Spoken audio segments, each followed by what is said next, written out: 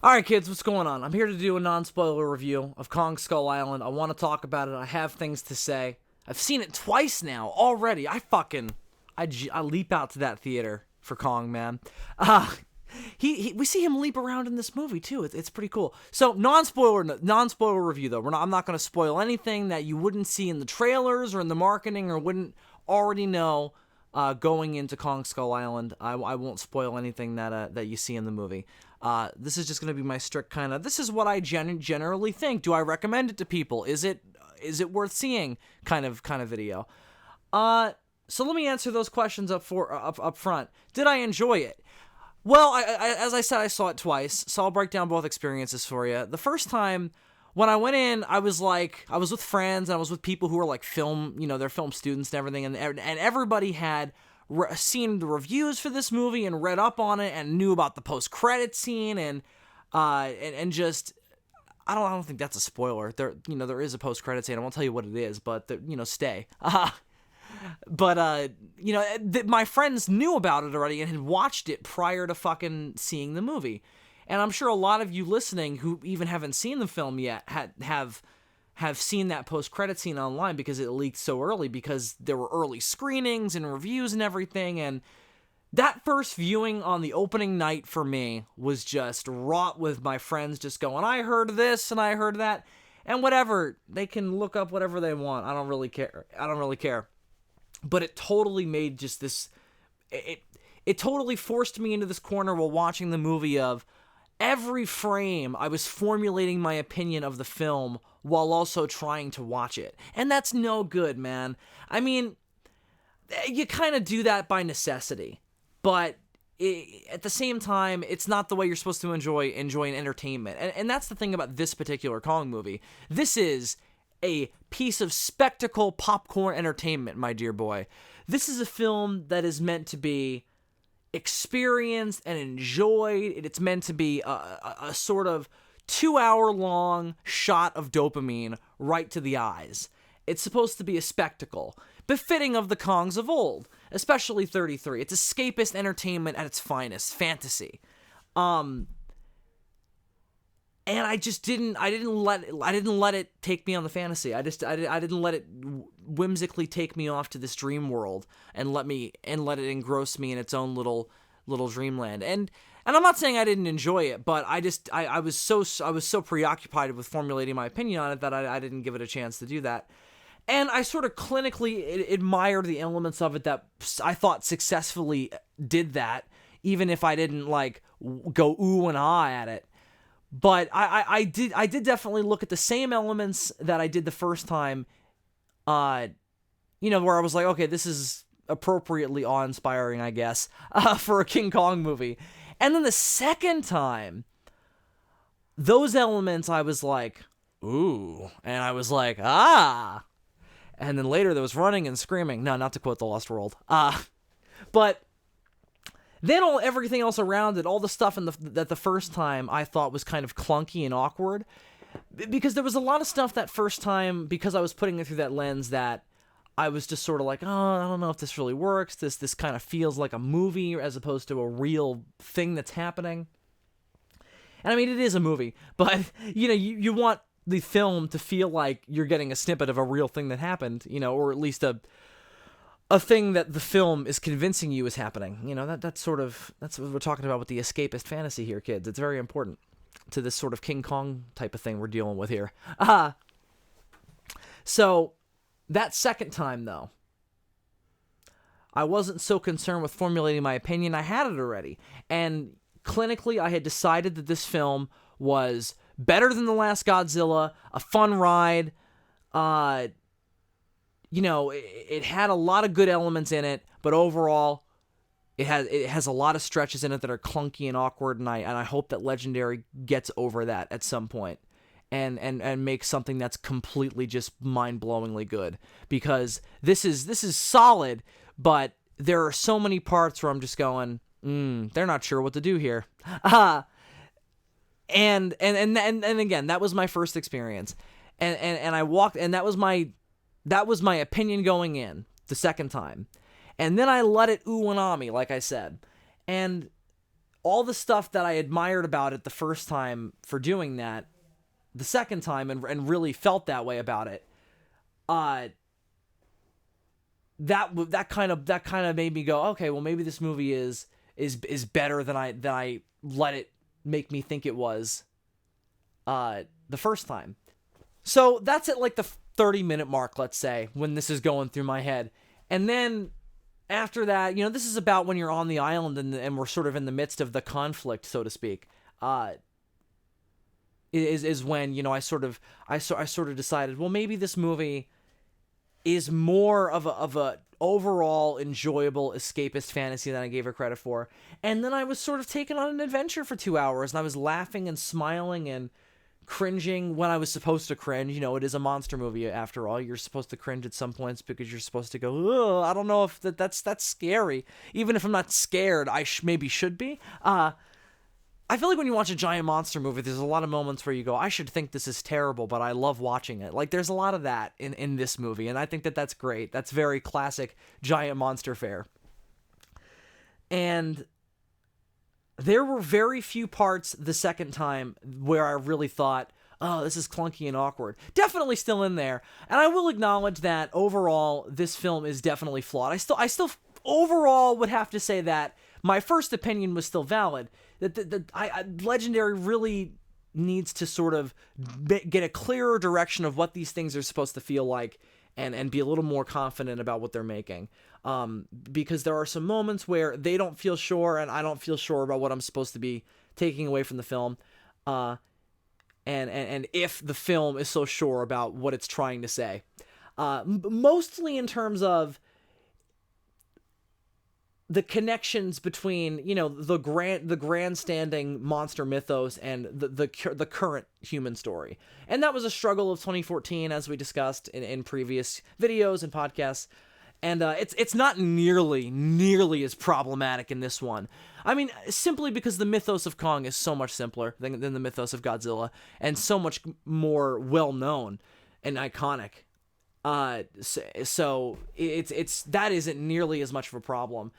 It's more so the newer elements that Legendary introduces to it, the twists and turns and reboot elements that sort of make you go, oh, I don't know if this works, maybe. But still entertaining. Everything that I'm like, I don't know, still entertaining though. That's the thing. There's nothing in this movie that I generally can just go, that sucked. I did not have that at all. There were just a few moments where I went, and I think that if that's it, then I think that you could pay $10 to see a worse thing in a movie theater. So let's talk about the action then, because that's what you're really paying the $10 for. No, story-wise and character-wise, I really enjoyed this. Again, this is it's got all the great escapist fantasy elements in terms of those elements that I really think you need. It's a little rushed in the beginning. I think in spite of 05, in order to go, hey, Peter Jackson, this is how you make a fucking fantasy movie. Well, maybe not. That's a little harsh. And I'm not saying that Jordan Vaught Roberts is saying that specifically, but it is very fast paced and a little rushed, getting us to the island in order to, because that's what people are paying to see, and that's where the meat of the story is. So, that's what I understand, the mindset to get us there as quickly as humanly possible. But there is also something to be said for the approach of 76 and 05, where it's a bit of a slow burn to get us to the island, and build up the situation and build up the people. I'm not saying that there's none of that in this, but it is. We're getting to Skull Island as quickly as humanly possible. And I mean, they show Kong as soon as they can. Let's just say that. And so I guess let's say, let me say the human characters first. They are. I loved them by and large. No, you know what? Yeah, I really quite loved them. I really did. I enjoyed all the jokes. I enjoyed all the little interpersonal details we got. I think where the clunky and awkward stretches were really coming out to me were also in the backstory introductions, like everybody kind of gets a little backstory, which I think is good. I think in a situation like this where everybody where everybody is fighting for their life and it's a life or death survival situation, and there's monsters and they're sort of questioning their grasp on reality, sort of. I think that's perfectly natural to sort of go, here's where I'm from and here's how I'm thinking that relates to here I am right now about to die being chased by this weird monster thing. And I think that was perfectly understandable to put that in there, but there were a couple of deliveries and writing moments where I was like, oh, maybe we could have made that a little tighter or put that somewhere else or just cut that out. You don't really need it. And there were quite a few of those moments, especially in the second and third act. The first act is pretty airtight, I think. But the end of the second act going into the third act, it's a little like, oh, I don't know. And it's interesting because it's not like, oh, it's boring. No, this movie is never boring.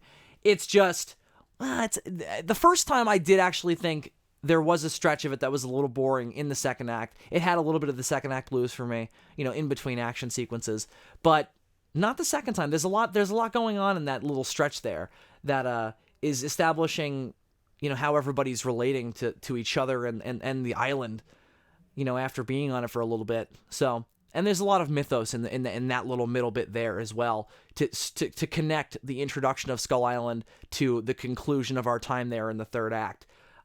So it's necessary and it is good, but Legendary is still finding their footing in this whole giant monster shared universe thing for sure. So to that end, monsters. Ooh, this is where this movie really fucking shines. My God. All right, I put up posts, leading up to this, going like, oh my God, this looks like it's going to be the greatest giant monster movie in 20 years. And that's like going outside of classic stuff. That's trying to distance all this current giant monster stuff, all this giant monster reboot stuff from classic stuff, from stuff that we remember from when we were kids. And this struck me as for having the potential to be the greatest giant monster movie since I was a kid. And I really thought, based on the trailers, that it had that potential. I don't know if it is that, because I can't figure out if I had a better theater experience with it than I did Shin Godzilla. I don't know about that yet. But entertainment-wise, yeah, it might be. It genuinely might be like one of the best giant monster movies in 20 years, just in terms of like, I will watch that again and again, and I will. Anytime I can watch this movie, I will, because there's something cool in every scene, and that's always nice. At least in my opinion, this movie will not be for everyone. The giant monster stuff, I think, kind of is, and I think that's why this is one of those movies like 2014. It's like you kind of gotta see it in theaters. It's even if there are clunky, awkward elements, as I mentioned, you gotta see it in theaters. You gotta go there. You gotta see Kong punch a skull crawler in the face in a big movie theater in a nice recliner seat at a Regal or an AMC. Because fuck, it's still, again, maybe this is just all me. Maybe I'm a crazy, isolated individual. It still gets me, man. It still makes me go, ooh, and ah, like I mentioned before, a la The Lost World Jurassic Park. Man, there are some cool fucking fights in this. And even just outside of the fights, there are some just cool stuff we see the monsters do that maybe we've seen other monsters do in other movies, but this was a better version of all of it. It was just all so interesting and awesome and cool looking. The CGI, particularly on Kong, is incredible. There are also some really good practical effects. There were some moments where I thought things should have been practical that they weren't, but that's to be expected in a modern action movie. And I've learned to get over that. But there is enough practical stuff in this that I was happy with. The location shooting is phenomenal. The overall visual look of it is just, it's incredible. But just the monster stuff is amazing, and it's not like, oh, there's one little section of it that you can cut out into a YouTube video and watch again and again, and that's all you need. It's sprinkled throughout. It's an intricate part of the entire package, and that's really beautiful, I think. And it's rare for one of these things to really have that marriage. And I think that this does it. I really do. Maybe I'm crazy, but I really think that this is one of the good ones that has found the marriage point between human and monster stuff. Where maybe you can fast forward through a couple of human scenes because you want to get to action stuff, but this is one of the ones where I think it's like I wouldn't know what to fast forward through because it's all kind of interconnected and enjoyable, and I need that to get to that. Maybe that'll change as I grow a familiarity with this film, as I see it again and get it on DVD or whatever. But I'm sure my opinion on this movie will change. I'm sure in a year I'll do a long review of it and rip it apart and talk about why everybody else hated it, but why I still think it's perfectly fine. But as of the current moment, man, I think it's a blast. Just an absolute romp. I don't know how much I've actually mentioned about Kong himself in this. That's sort of a big deal. I was sort of wrapping up on the giant monster stuff anyway, so I guess I'll talk a little bit about, how exactly I feel about this new version. Man, of all the things that this movie does and tries to get right, he's the thing that they really get right. There's really nothing bad to say about this version of Kong, I think anyway. Again, that could change over time, but overall, I was incredibly satisfied with the big ape that they put on the screen and called him King Kong. I don't think they ever actually referred to him as King Kong in this. I don't know if that's a spoiler. But he is referred to as Kong several times. And I was perfectly satisfied with that because, man, he was awesome. And again, as I said, we see giant monsters do stuff in this we've never seen them do, or we haven't seen them do in a long time on film.